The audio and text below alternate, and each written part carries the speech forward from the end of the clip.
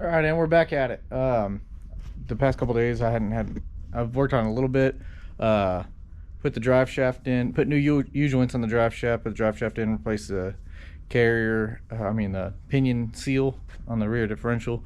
And there's plenty of videos of people doing that stuff, so I didn't document all that crap, but I was going to show you, pretty neat that this drive shaft from the donor Suburban fits in here.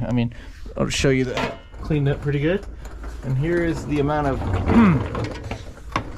basically the amount of travel or slip that the yoke has into the transmission, which is about what you want. Let's see what we got here. This isn't like the most accurate measurement in the world, but it gets you an idea, an idea of where we're at. We're just gonna kind of roughly measure it. I don't think this needs to be super precise, just because I know there's plenty of travel. Let's see what we got there. We're at about 3/4 of an inch. I feel like it's more than that, but you want about 1 inch to 3/4 of an inch from what I understand. And that puts us at about 7/8-ish. No, not 7/8. Probably about 13/16. It's a pretty decent amount of travel. Enough slip in the yoke that shouldn't bottom out. And there's not a whole lot of suspension travel with a big block Suburban, to be honest with you. Especially, I put new leaves on it a while back, so there's really not a whole lot of travel. But anyway, yeah, we got that working out. Come on, there you go.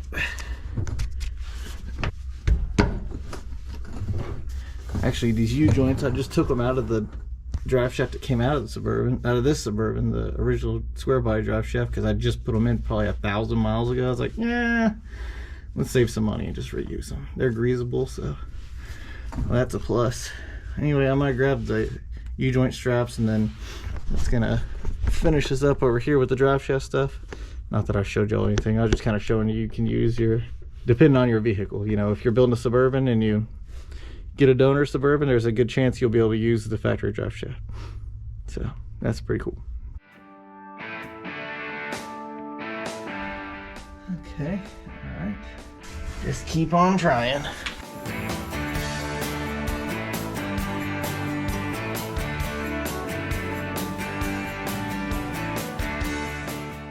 All right, we're gonna try to get a couple more things done today. Work on the battery box, or battery stand, tray, whatever you want to call it. On the last truck, I bought one for the passenger side from LMC. That would be like a diesel truck, but so that I could keep the other one over here, for the air box to mount to. But the air box that is going to be used on this truck won't work that way anyway. So I was like, well, this is an opportunity to try to modify the factory one. So there's spot welds that were here. This was like this. See? So I drilled the spot welds out, and I'm gonna weld it back together in a different orientation. So first things first, we gotta have something to mount it to. That ain't gonna work like that. I think I'm gonna have to do it like this, and then just cut the ear off the back of it. Sounds good, right? I'm gonna put some rib nuts in here on the inside of the fender in an effort to keep everything metric. I'm gonna use some M8 rib nuts. I like to make sure it stays metric. No, that's not the case. I just don't have any 5/16 rib nuts, but I do have some M8 ones. We just got to punch this out a little bit. That might be enough. There you go. I need to get a nicer rib nut tool. One of those Astro ones. Make good stuff. They even got like a hand one for tight places. I wonder if it's ratcheting, like that'd be even better. I like to mix and match things, so it'll have some, M8 bolts up here, 10mm heads, and then down below it'll probably have some 5/16 or something. Probably helps if I ream it out a little bit. Yeah, the little compact one would be a lot easier to use in this situation here. It's pretty tight fit. Alright, I may have to ream these holes out a little bit to line up. Yeah, that one. I should probably not have the Suburban up on jack stand so I could actually, you know, make sure it's level, but where's the fun in that? Who wants level stuff? 13. There you go.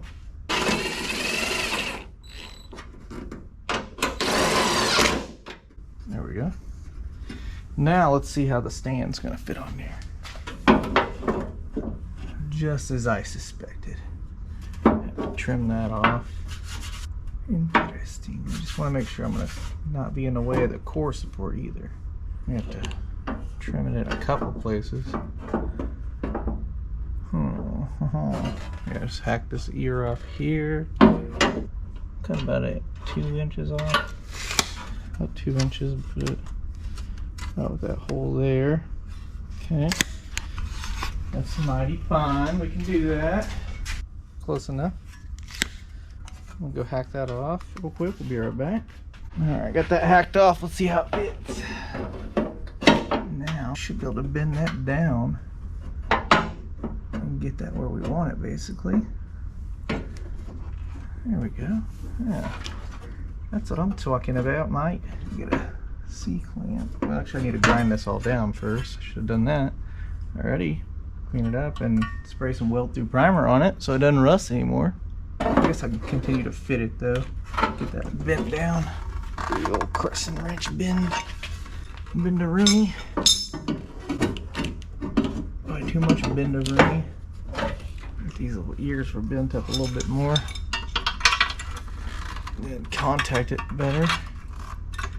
Another location.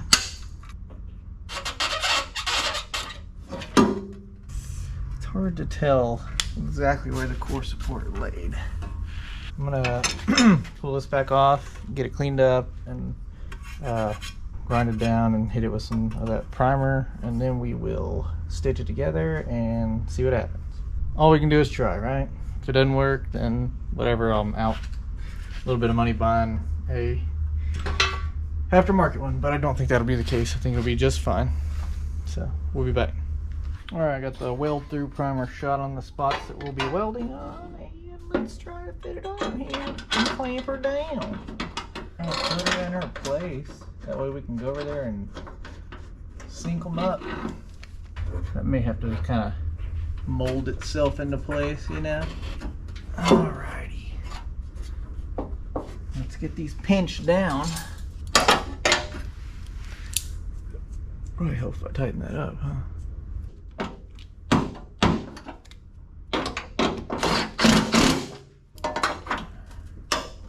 Go ahead and put one more clampy dude on there.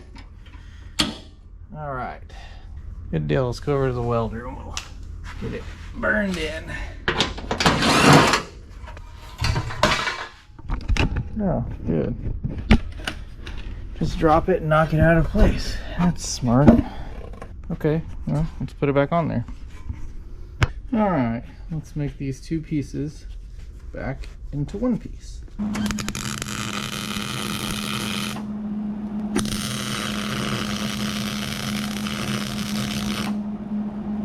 don't have my gas on, that helps. Certainly get better welds that way.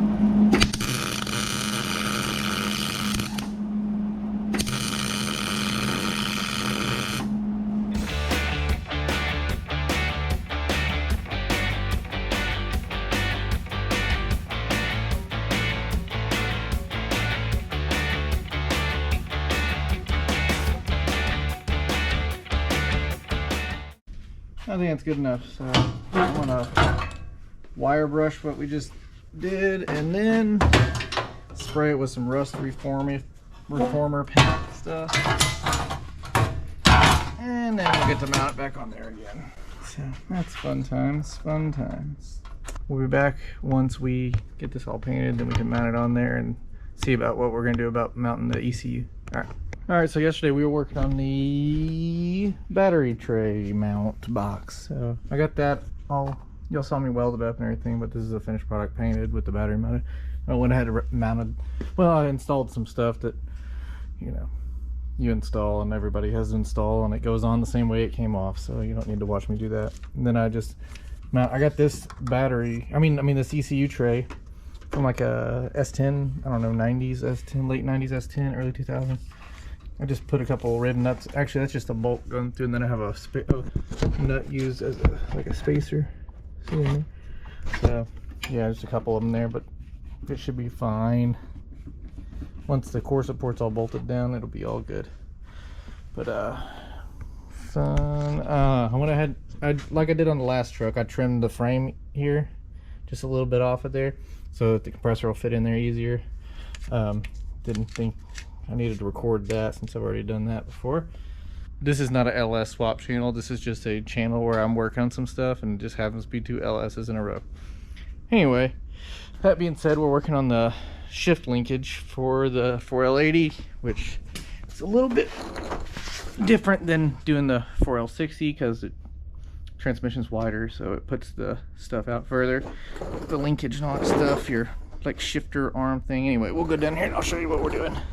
So you see that whenever you shift it, it's gonna make it hit, I think it's gonna hit the oxygen sensor. So let me I'm just gonna hang y'all down here, y'all can watch and see what I'm talking about.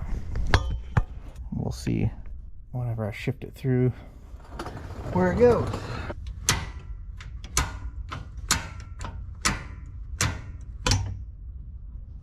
See, it hits where the oxygen sensor goes, so yeah, it's a bit of a problem.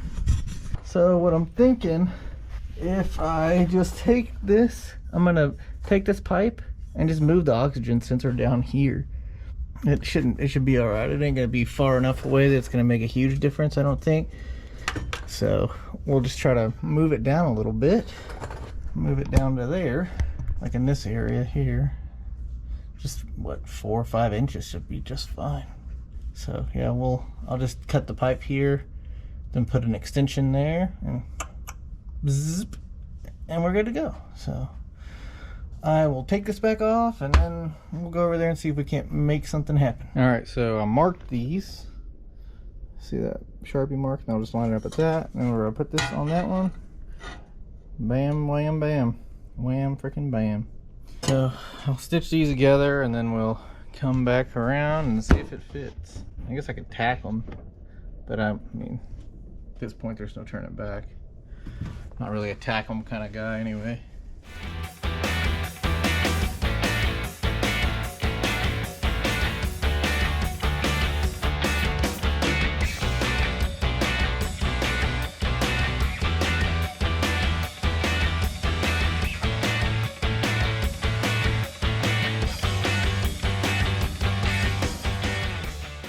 The good thing about exhaust is you can't fucking see it.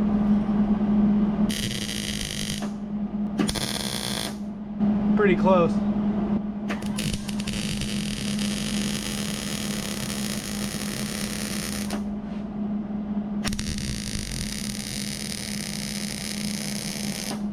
It's not pretty by any stretch of the imagination, but it should serve its purpose. And that's what we want. We want it to serve its purpose and do exhaust stuff. Whom, whum. See? It's making exhaust noises. No,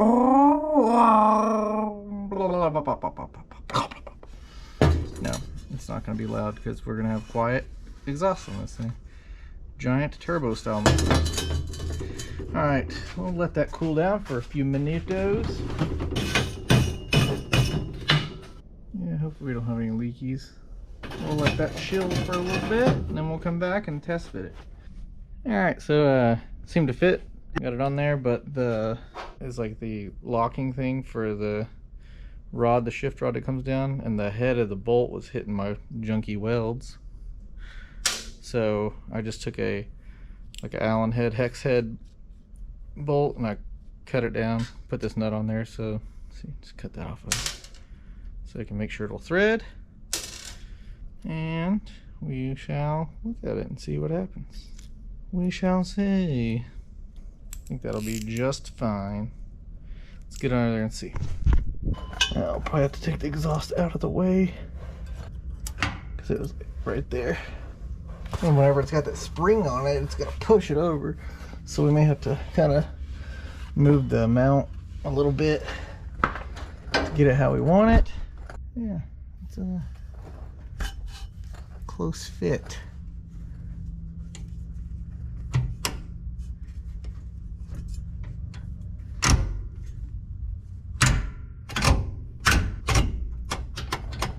It doesn't hit, so there's that.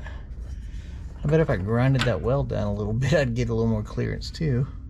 But I like to remind myself how bad of a welder I am, so here we are. Yeah, if the exhaust is straightened out, it's right up against the damn thing, ain't it? This just sucks. But if I tweak it over, which I mean, it'll be fine if I do that, I'll just have to get a little creative whenever I put all the exhaust on, but it's not that end of the world. Okay. I could have probably just came and made this come down further and it probably would have solved my problems. So it would have moved the oxygen sensor and everything, but it's neither here nor there, guys and gals. It's just the way it goes sometimes. Now this shifter attachment here, I feel like it needs to move. So let's just kind of play with that for a second. This is not quality viewing right here. This is pretty crummy. But almost got me in the face. Alright, let's just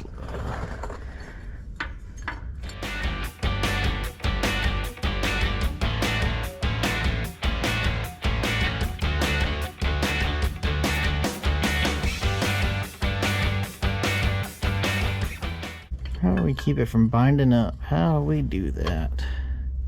And away from the damn exhaust. I just don't like that. It wants to like pull it away from it.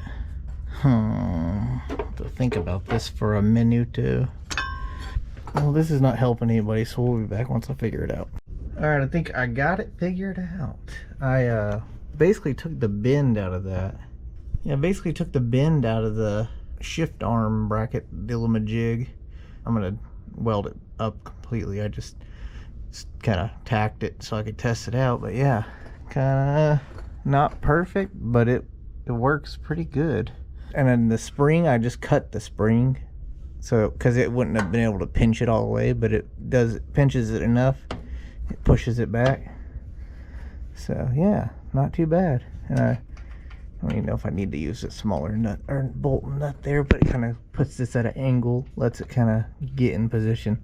But I'm gonna pull it back out and weld it up, but I'll show y'all when I get it back out. I'll show you the shifting capability. Okay, well, we're in park, got reverse, neutral, overdrive, third, second, and first.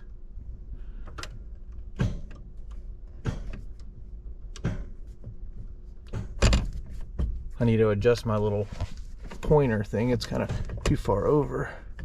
But yeah, shit, not too bad, not too bad. You know, several hours of dicking with it, but you know, that's part of it, I suppose.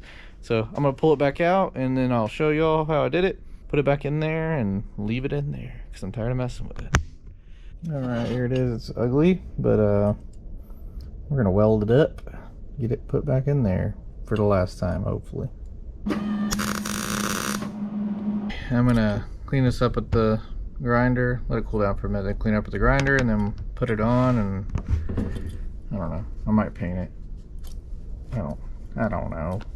Alright, so little recap. We got it working. I think it's gonna be fine. I got it painted up and everything. You saw where I'd welded it just now. Got it painted and got it installed. Got the exhaust bolted up in there. Well, the downpipe bolted up in there. I don't even need to put the oxygen sensor in now to be able to tell that it's gonna clear. But just show you how it is. Just to recap, we cut the angle out of the bracket. It had a little dog leg in it. We cut that, made it straight, and then I just moved the oxygen sensor bung back basically. If you're getting custom exhaust done, this may not even be an issue for you, but if you're buying bolt-on stuff from off the shelf, this is what it is. I even put the original bolt back in. I need to put a better pin on that, but this, you know, for demonstration purposes, this works fine. But if y'all want to hang out here, I'm going to shift it through the gears. Y'all can see it. I guess y'all can see it. I imagine you can. Reverse. Neutral. Overdrive. Third. Second. First. And it clears. Yep, everything's good. Looking pretty good. I'll just show you up in the Suburban. Hop in, take her for a ride. And see, we're down in first, second, third, overdrive, neutral, reverse, park, reverse, neutral, overdrive, third, second, first. I wonder if I got the overdrive one for like the 700R4 trucks, if it would line up better, you know? Probably wouldn't line up better, but I can, you know, move the thing. It doesn't really fucking matter. I know it's got overdrive. I don't have a button or anything, but I can install one if I wanted to. It was you know, a lot of hours wasted on, well, it's not wasted, just kind of, I didn't have time to sit there and film every time I took it on and off, and tried this and tried that. But it's, now that I know going forward, just cut that damn thing, make it straight, maybe move the exhaust oxygen sensor bung back. But so yep, that's how you make that work without buying anything. Anyway, I'm gonna call it a night because it's already past 9 o'clock and I'm tired. All right, we'll see you tomorrow. All right, so I'm just, you know, buttoning up a lot of little random stuff, nothing that I haven't already kind of gone over in the previous build. I'm doing something a little different with the, what's the thing called? I'm doing something a little different with the Steamport. I tapped this with a quarter 18 MPT tap. So that was threaded, some kind of metric threads, but I've got this little fit in here. This is like a quarter MPT to 3/8 barb fitting. It should work for what we need, because it fits the Steamport pipe. Whenever you tap it out, you know, there's gonna be plastic shavings in there, so I just ran a water hose through the radiator, get the shavings out. But I figured if this doesn't work and it doesn't seal, I can always do like I did before, where I just reduced it from like I think this is 5/8 heater hose. That should work there. I just put one, I didn't do very much thread tape, just like 1 1/4 of a wrap, basically, just kind of to make sure it's a full wrap, because I don't want to crack the plastic. And then I used the oil cooler from the Suburban, the original one. See, it bolted in factory style. It's seen better days, but it's fine. I get that core straightener out after it, I guess, or fin straightener. But I bought these on eBay. They're just like a stainless steel compression fittings, 1/2-inch compression.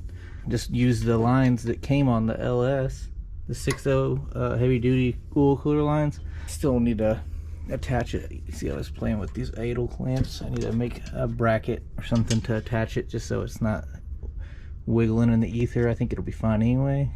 Pretty damn stout. Oh yeah, I got the core support on. Still, I'm gonna end up using a factory style condenser. I just stuck this one on here so I could mount it, because I'm gonna stick the radiator in, start getting some stuff done. You can change the condenser with the radiator, and it didn't take up that much space. So especially now we have a lot more room. We don't have a mechanical fan, so yeah, I can start getting our electric fan stuff going. Still waiting on some parts for the air conditioning lines and stuff like that. Like I said, I got to replace them all the way to the freaking back, because it's got the rear air conditioning. Yeah, I'm gonna drop the radiator in here in a minute, and then we'll look at building brackets for the electric cooling fans. All right, back at it. Got the electric fan mount kind of done. This was actually some leftover trim I had from building my shop, so it works pretty good. It's like a shroud on the bottom, and it's, I don't know what gauge it is, 20 gauge. Not real thick metal, but it's enough to support the fans. I mean, it's just gonna bolt where the factory fan shroud mounted, and then the top, just some basically little angle brackets, nothing fancy here. You know, you even see them. So we'll put it in and see how it looks in the burb, and then we can start hooking up some coolant lines, stuff like that. Oh, I need to do the transmission cooler still. Yeah, I got to do that. So we'll do that. Then we'll, I don't know, I got a list of things I need to do. Need to edit the list and add some more stuff, but let me get this in, then we'll move on to the next thing. All right, see if we can't get the AC condenser in there so we can kind of start trying to figure out the air conditioning lines. It's really kind of holding me back, as well as a wire harness for the transmission, so we can fix the leak. I ended up having to get the speed sensor as well. I don't know if I mentioned that, but I swapped that out. There's nothing to see there. The AC lines are a little different. Being a Suburban, we have to go all the way to the back for the rear evaporator and stuff, and I'm gonna run new rubber line all the way to the back and replace the section, all the stuff that's in there, because I've tried to flush it and it just won't flush, and I don't really want to kill another compressor, so, because I pretty much killed the one on the big block, it seems like. I don't know if it killed it or not, but it still worked, but it had a leak somewhere else. I don't know. So we're just gonna have pretty much everything's gonna be new except for the rear evaporator, because you can't buy those anymore, and if that doesn't seem to work, then I'll have to retrofit some kind of under dash one or something from, you know, one of those inexpensive ones you get on eBay and stuff. Anyway, new condenser, so we'll see if we can't get that thrown in. This is the Spectra 730-642, which was out of stock, and luckily I looked the other day and they were back in stock, because I ordered another, like a OSC or something like that, and it was half the width of this, half the thickness, and it was smaller all around. Like, nah, that ain't gonna cut it for a dual AC system. This is the old one that I'd put in a couple of years ago. You just can't flush these parallel flow anymore. But this one actually came with new mounts, so we'll get to use those. We'll get the radiator loose and then see about putting this dude in. I don't know why I'm using a wobble and an extension. It was just on there and it was the right size. I believe these are all the same, but here's the ones that it comes with, the new ones versus the old ones. See, it has these little slots. Well, they want you to bolt it. I don't think it's going to be necessary to bolt the bottom ones, because it should pinch in there pretty good with some new ones. Yeah, these are all the same size, so I don't know if you can really see what I'm doing. Look, see here. Basically, they're going to end up, this one pretty much goes at the edge of the little tab that stuck out where you slid in the original one. Then the other one, it's going to come on the inside of it as well, I believe. Find out here in a second. See if we can't put this in here without jacking it up, or the radiator. Don't want to mess up the radiator because it's got maybe a couple 100 miles on it. May have to bend those lines out a little bit. But they clear the rad, so that's the important thing. Alright. Pop that back in. Gotta kind of do these simultaneously. It's a tight fit. Yeah, it'd be easier to do this if I had the radiator out, because I could just secure the bottom ones better. But this will be fine. Come on. Yeah, those look like new holes. New holes, yay. Real easy to do with the rad in. Oh well. Part of it, right? Get that slid in. Let's see where we're at over here. That one almost lines up with a hole there, so. Alright, should have room for the lines. I may have to kind of get creative and just try to pry it out a little bit after I get it secured in there. Shouldn't be a big deal, you know. You can see where they kind of get close to the radiator, but that's all right. Nothing we can't figure out. All right, well, I got one hole there that lines up. I just gotta find the other bolt that fell down. So that's cool. Basically ideal.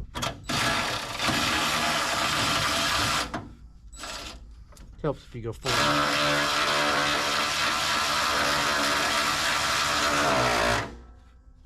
Definitely works better when it's going forward, not in reverse.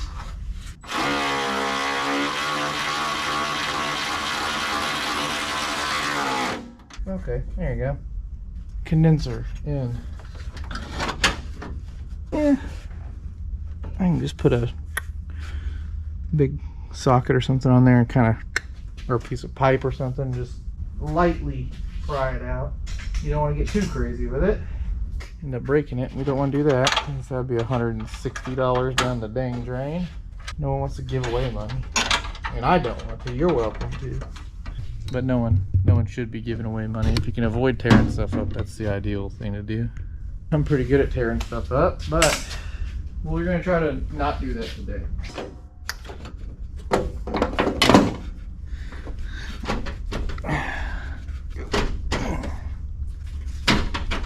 I just need to get under there and I'll tighten up those bottom bolts for the shroud thing, whatever you want to call it.